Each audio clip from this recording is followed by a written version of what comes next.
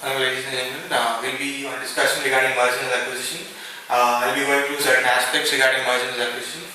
The aspects I feel are what are mergers and acquisitions, what are the types, what are the reasons we undergo mergers and acquisition, what are the laws regulating mergers, what are the accounting aspects which we have to regard, what are the taxation aspects, and how do we value a business when we go through a merger or an acquisition. Coming to mergers and acquisitions, what are mergers? We generally call them amalgamations in India, and the accounting standard basically defines them in a manner where a company transfers all its assets and liabilities to another company, a transferee company, where more than 9/10 of the value in shares is retained by the shareholders in the new company as well. And there are two kinds of mergers: absorption, consolidation. The examples for these two are absorption is when Tata Chemicals took over Tata Fertilizers, that is, Tata Fertilizers ceased to exist as an entity itself. Whereas consolidation is where a merger of various companies such as Hindustan Computers, Hindustan Instruments, Indian Software, Indian Reprographics have come into a new entity called as HCL Limited. A new entity is formed. Whereas in the earlier version, two entities, only one entity remains of the two.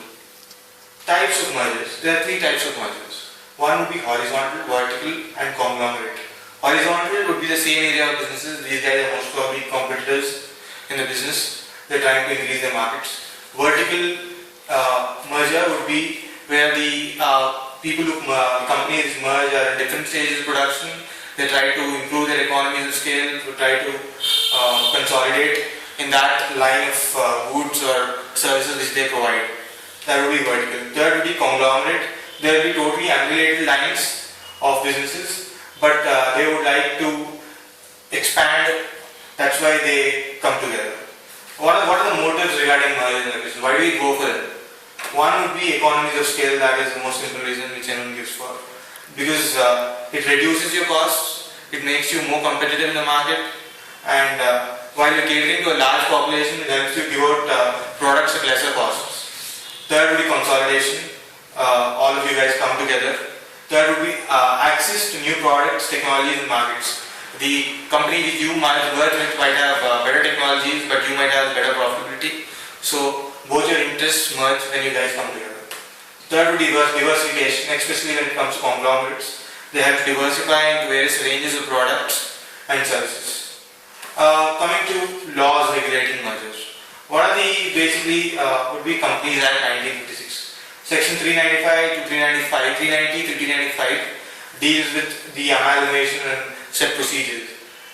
The brief procedure would be the companies require the permission from the Memorandum of Association. If they do not have the permission, they go to the board or the shareholders for the permission required, or even the company law board. Then finally they have to give information to the stock exchange in which they are listed regarding the said merger.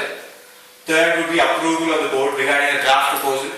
When they have the permission, they prepare a proposal regarding the merger or amalgamation, and they require the approval of the board. Third would be application to the High Court. The High Court needs to feel the merger or acquisition is reasonable and fair. Then it gives the said permission. Shareholders and creditors, even the acceptance of the shareholders and creditors is required. 75% of both the shareholders and the creditors need to be present in the meeting, either by person or proxy, and give approval to the said proposal. Sanction by High Court obviously is only when it's fair and reasonable, and it needs to be published in a few newspapers, two newspapers, national and regional. Filing of court order with RSC, obviously the registered company needs to know that you guys are getting merged. Transfer of assets and liabilities and payment by cash and securities. These assets obviously are transferred from the transferee company to the transferor company to the transferee company, and the transferor company's shareholders are paid by cash or securities, whatever is the version there. The next would be Competition Act 2002. The Competition Act generally contains two sections. Section 5 deals with combinations, where whether with regard to assets and turnover, exclusive in India or outside India. That is, they have certain limits regarding how much the assets the companies have and respective turnovers, and whether the companies can merge or not. Section 6 Obviously, this is a restrictive measure where the Act does not allow a combination which has an adverse effect on competition in the markets which they merge in. And a new set of rules also have been released by the Competition Commission of India. And coming to the next regulation, would be STEMA, Foreign Exchange Management Act 1999. This basically deals with foreign investment of foreign mergers, where issuance or allotment of shares, foreign entities connected to foreign exchange management. Foreign Exchange Management Regulation 2000 actually contains the regulations regarding transfer of shares and securities to a person who lives outside India. So this regulation deals with that, and the RBI gives guidelines regarding foreign direct investment. So these need to be followed pretty rigorously. Next would be the SEBI, Securities Exchange Board of India, Takeover Code 1994. Consolidation is permitted beyond 15% and up to 55%, where it is done 5% for every year. So, however, a company which acquires beyond the said 55% is exempt from the SEBI Takeover Code 1994 for further acquisitions. And acquisitions beyond 26% should have certain procedures which you need to follow, notifications. Coming to the Income Tax Act, all the taxation aspects which we need to follow. One, the Income Tax Act has given a definition of amalgamation in Section 21B. The taxability and Section 47(6), Clause 6 deals with capital gains basically. Here we need to find out whether transfer of shares from the transferor company to the transferee company to the transferor company, whether it relates in capital gains which are taxable in the hands of the shareholders. Here there is an exemption given to these guys. They are saying that this transfer is not regarded as a transfer and it is not chargeable for tax. Next would be 49(2), where the cost of acquisition of a transferee company would basically be the cost of acquiring the shares of a transferor company. What they pay for that company. Next, coming to the VAT Act, there are certain rules which we need to follow in certain states regarding movable property. And coming to securities transaction tax, when shares are dematerialized, certain taxes need to be paid for the exchange of shares between the transferor company and the transferee company.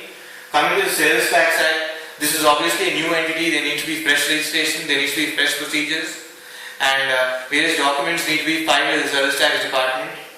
And coming to stamp duties, it differs from state to state, but for an example, the rate is 10% in the Bombay Stamp Act, and that is compulsory which we need to pay. Coming to accounting aspects. Accounting aspects, basically AS 14, Accounting Standard 14 deals with accounting and amalgamations. It contains treatments regarding goodwill, whether any goodwill arises of the transaction. It does not deal with acquisitions. Acquisitions mean when two companies come together, when a company purchases a certain undertaking out of a certain company and when the other company still exists. One of the entities should not exist for this standard to apply. And obviously this standard divides the mergers and acquisitions in two parts. One, which when it is in the nature of a merger, when it is in the nature of a purchase. The conditions regarding when it is in the nature of a merger are when all the assets and liabilities from the transferor company are transferred to the transferee company, none of the assets are sold.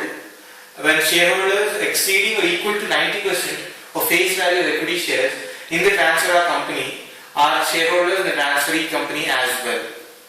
Next would be consolidation. The consideration which they pay the shareholders should be wholly in equity shares, and any fractional shares might be paid in cash. Next would be business intended to be carried on. The company that is acquiring the business should have the intention to carry out the business. That is an important point. Next would be no adjustments in book values of assets and liabilities of the transferor company, even in the books of the transferee company. So that reduces the scope of goodwill. Except where there is need for uniformity in accounting policies. When it comes to depreciation, we need retrospective effect of depreciation. And reserves, treatment of reserves for amalgamation. Basically, in mergers, when the amalgamation is in the nature of a merger, the identities of various reserves is preserved and is carried on in the books of the transferee company as well. However, when it comes to purchase, the reserves lose its identity and only the statutory reserves are maintained in an amalgamation adjustment account. And disclosures regarding various mergers and acquisitions might take place.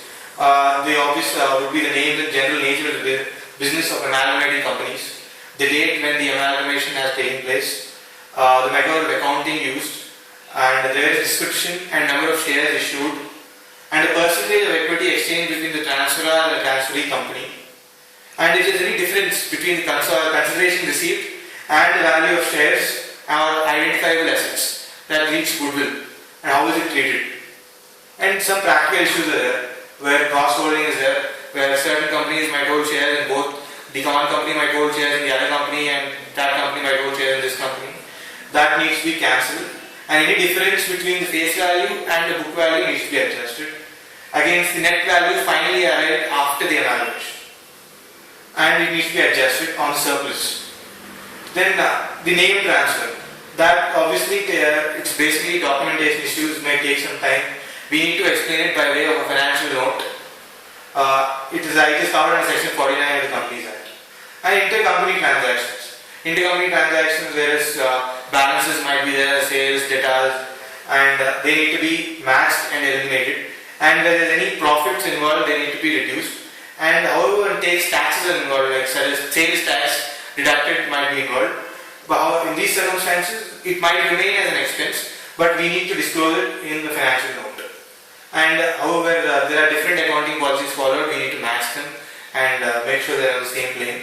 And when it comes to comparative figures and cash flow statements, the companies might get a leeway when it comes to this aspect, because they could show that the companies have been merged and they could take permission from the regarding stock exchanges and SEBI, and for the year succeeding, they might absolve them from this request. And next would be, how would you value a business when you go into merger? One would be asset valuation. You could go for market values, or you could go for book values. And one would be historical earnings valuation, where you give weights to recent earnings and you come out with a figure. Next would be future maintainable earnings. Here you forecast certain earnings based on present earnings. Third would be comparable companies and transactions, where the above three are not possible. You try to find out a comparable company in the same industry or with similar transactions, and you find out the value of the company in such manner.